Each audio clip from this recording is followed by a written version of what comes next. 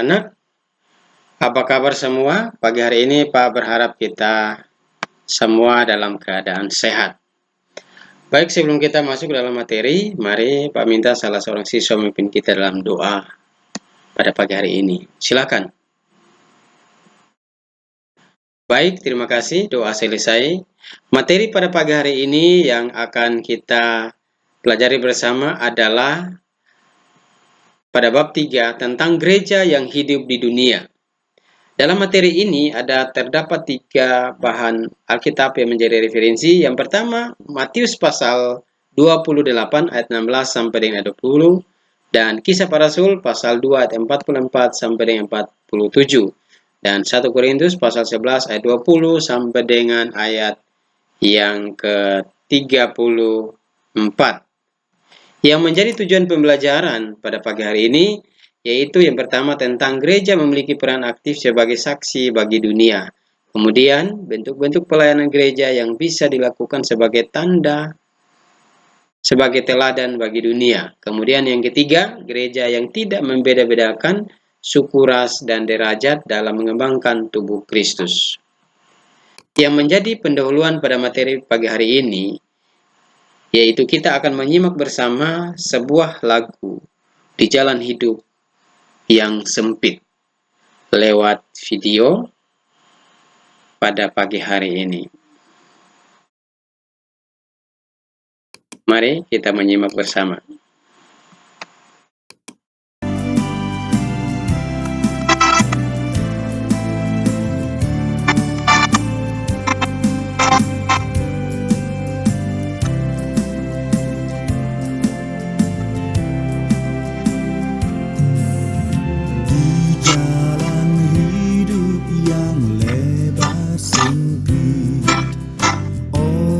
Sedih mengerang,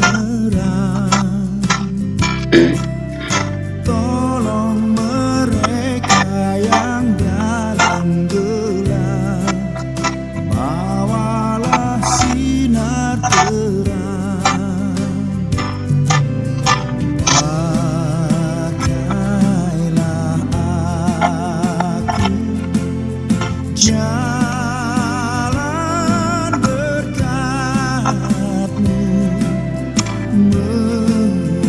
memancarkan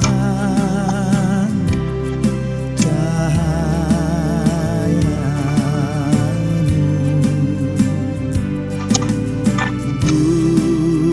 Buatlah aku saluran berkat bagi siapa yang risau benar.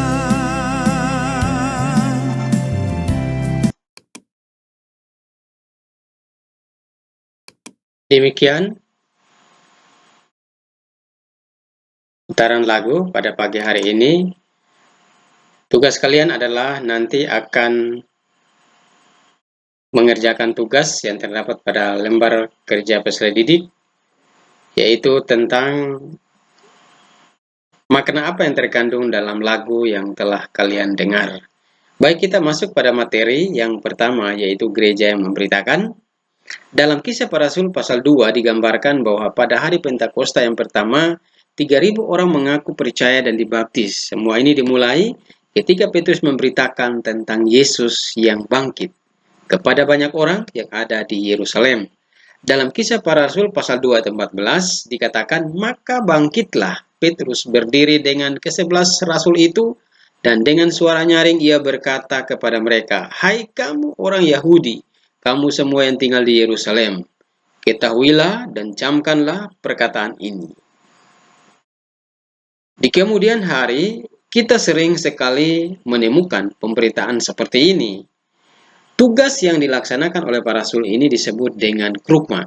Dalam bahasa Yunani, krugma atau pemberitaan yang artinya adalah pengumuman. Kalau dalam pemberitaan yang disampaikan oleh gereja, khotbah berisi penghiburan, duka cita, ataupun bahkan gambaran tentang bagaimana menjalani kehidupan sebagai orang Kristen, atau tanggung jawab dalam kehidupan masyarakat. Yang kedua adalah gereja yang bersekutu. Dalam 1 Korintus pasal 1:23 menemukan ucapan Rasul Paulus tentang apa atau siapa yang diberitakan, yaitu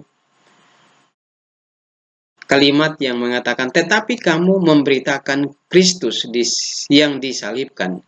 Untuk orang-orang Yahudi suatu batu sandungan, dan untuk orang-orang bukan Yahudi suatu kebodohan. Tahukah kamu bagaimana bentuk ibadah yang dilakukan oleh orang Kristen perdana? Pertanyaan pertama. Kemudian yang kedua adalah, apakah ibadah mereka sama dengan ibadah gereja kita sekarang? Tentunya adalah tidak.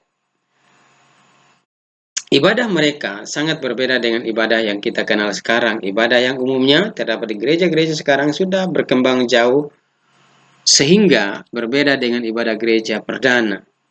Pada Kisah Para Rasul, ketika di situ dilaporkan bahwa orang-orang Kristen perdana ini memecahkan roti di rumah masing-masing secara bergiliran. Perjamuan ini mengingatkan mereka akan persekutuan yang erat antara Tuhan dengan para murid. Melalui perjamuan ini mereka pun terlibat dalam persekutuan dengan Tuhan yang telah bangkit. Itulah yang disebut sebagai persekutuan atau koinonia. Dalam bahasa Yunani, kata koinonia sendiri juga mengandung arti yang jauh lebih mendalam daripada persekutuan. Sebab dalam kata ini terkandung makna persekutuan berbagi dan hubungan yang sangat erat. Karena itu koinonia juga dapat berarti pemberian yang dilakukan bersama-sama kepada satu sama lain. Seperti yang digambarkan oleh kehidupan jemaat perdana yang membagi-bagikan kepunyaan mereka. Selain perjamuan kudus, jemaat Kristen perdana juga mengadakan perjamuan kasih seperti yang dilaporkan dalam 1 Korintus pasal 11 ayat 20-34. Dalam perjamuan kasih ini, masing-masing anggota membawa suatu makanan tertentu, kemudian dapat dimakan bersama-sama dengan warga jemaat yang lain. Kemudian terakhir, yaitu ketiga, gereja yang tidak membeda-bedakan. Kehidupan umat Kristen perdana dicatat dalam Kisah Para Rasul bahwa mereka selalu hidup dalam kebersamaan, tidak egois. Mereka saling berbagi apa yang mereka miliki, saling berbagi, sehingga dengan demikian mereka selalu disukai orang. Setiap hari semakin banyak orang yang bergabung dengan kelompok mereka. Nah, gereja adalah tempat beribadah umat Kristen. Di gereja kita belajar banyak hal tentang Kristus. Siapa yang bisa ke gereja, entah itu orang miskin, orang kaya, atau orang disabilitas. Gereja juga tidak membedakan siapa saja yang dapat pergi ke sana, karena semua orang Kristen berhak untuk memuji Tuhan. Menjadi ringkasannya, dalam tujuan pembelajaran pagi hari ini adalah, yang pertama, gereja memiliki peran aktif sebagai saksinya bagi dunia. Kemudian yang kedua, bentuk-bentuk pelayanan gereja yang bisa dilakukan sebagai teladan bagi dunia. Kemudian yang ketiga, gereja yang tidak membeda-bedakan suku, ras, derajat dalam mengembangkan tubuh Kristus.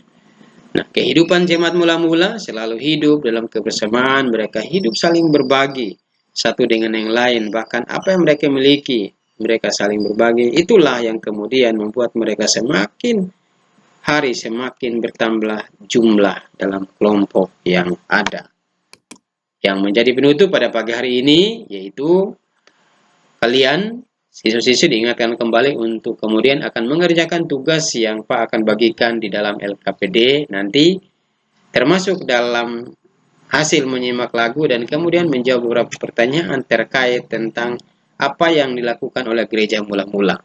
Baik, untuk menutup materi kita pada pagi hari ini,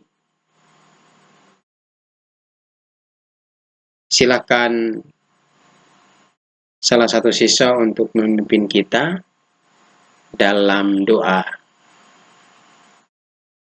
Baik, doa selesai. Terima kasih. Tuhan Yesus memberkati. Kita akan jumpa pada pertemuan berikut.